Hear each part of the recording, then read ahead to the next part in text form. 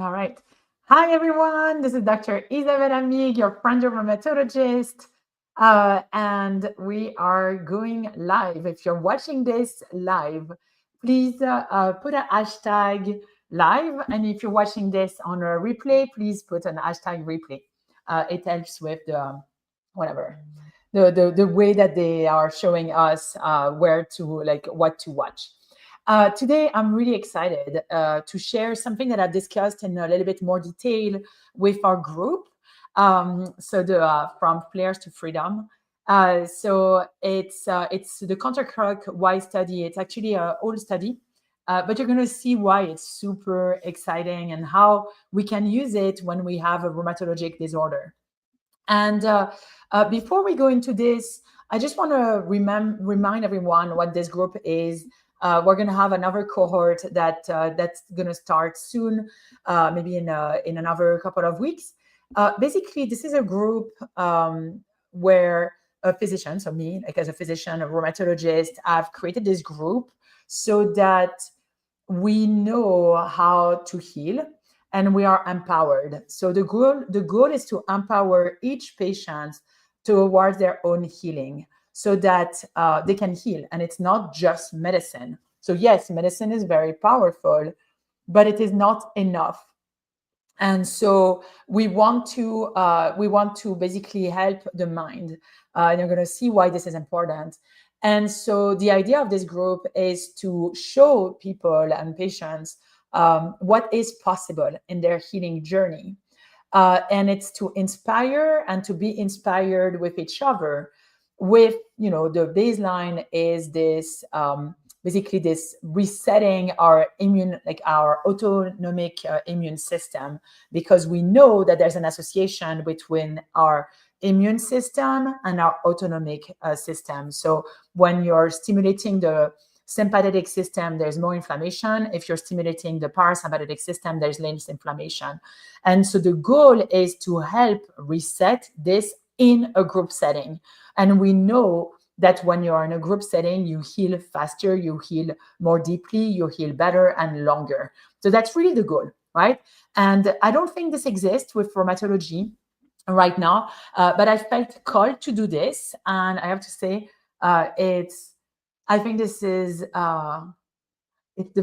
it's probably one of the most incredible things I've ever done as a physician. And so it's very exciting. Again, if you're interested in being part of the cohort, please let us know, info@unabridgedmd.com. And yeah, this is exciting. So today, the teaching that I shared was this Counter Clockwise Study. Why? And what is that study? So in 1979, we basically Dr. Ellen Langer, who is a Harvard University professor, wanted to see if there was a connection between our mind and our body, in the sense of, is it because of how we see ourselves that we behave a certain way or that we are feeling a certain way? And so she did something called the counterclockwise study, where she took 8 men that were between 70 and 89. And she asked them to stay for 1 week long in a retreat. And what she did is that she kept the place from 20 years prior. So it was 1979, and she kept the space as if it had been 1959.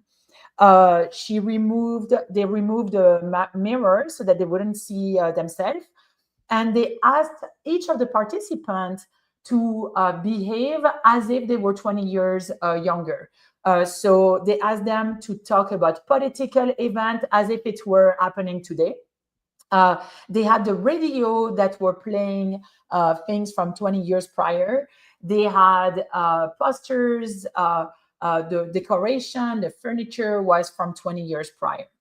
And they asked them to behave as if it was 20 years prior, including, for example, and she shares that they would not help the participants carry their bag. They're like, no, it's 20 years from now, you were holding your own luggage, and the luggage was actually looking like an old luggage from 20 prior years. No, it didn't look old. It looked like that period, right?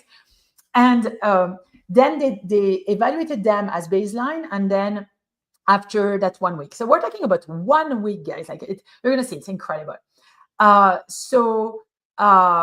They looked at physical health, cognitive function, and biological age. So they looked at their vision before, after, their hearing before, after, their grip strength, their walking, as well as their memory. Okay, and also how they looked overall. And what they found is incredible. In 1 week, they saw that they had increased grip strength, better joint mobility, enhanced physical performance. They saw that they had better vision, better hearing, that they had improved memory recall, enhanced cognitive processing, better mental clarity, and that they appeared, they looked biologically, they looked younger, they had more youthful demeanor, and they overall had improved vitality. Sorry. I mean, this is absolutely incredible, right? And what's fascinating, and the reason I share this with the group today, and I'm sharing it with you, is that it's the proof that our mind has an effect on our body. And while you could see this as, and this is like where I want to see this, right, as a rheumatologist, is that you can say, okay, well, if I see myself as able to do something, if I see myself as I'm in remission, I'm getting to remission, I'm getting into minimal disease activity, that has power. If you see yourself as, and this is a question that comes often, like, will I have to be on this medication forever? Will I have this disease forever?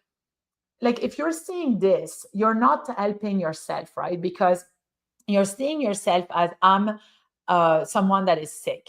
I have a sickness, I have a disease, and that doesn't help you. What you want to start seeing is, I am getting better. I'm feeling better.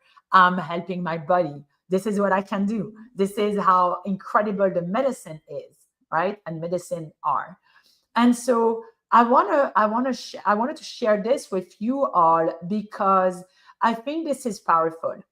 I think that the way we see ourselves, right? So yes, the way that other people are seeing ourselves is important, but what's really interesting in this is that if you think about it, they removed the mirrors, right, in this study.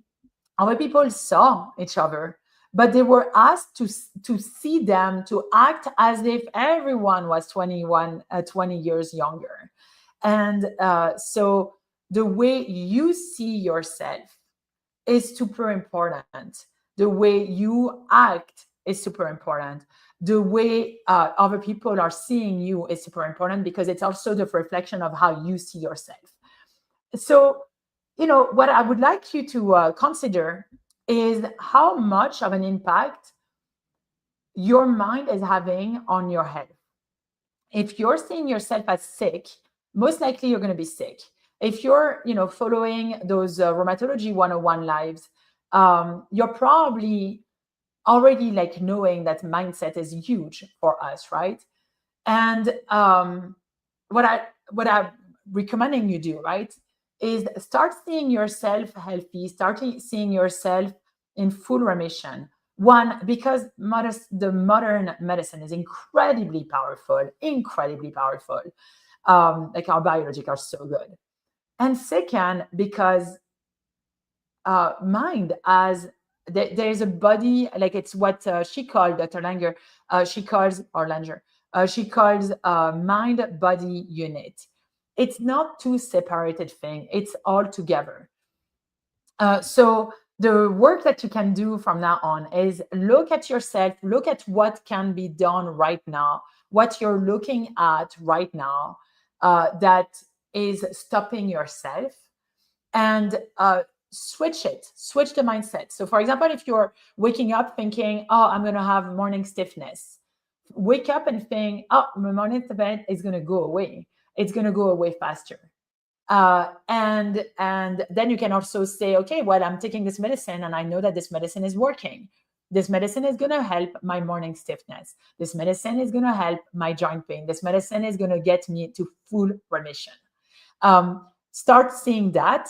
If you're thinking, oh, my methotrexate is going to cause, I don't know, like fatigue, say, no, my methotrexate is decreasing the inflammation. Because it's decreasing the inflammation, it's going to decrease the fatigue. By the way, that's biologic, right? So start thinking like this.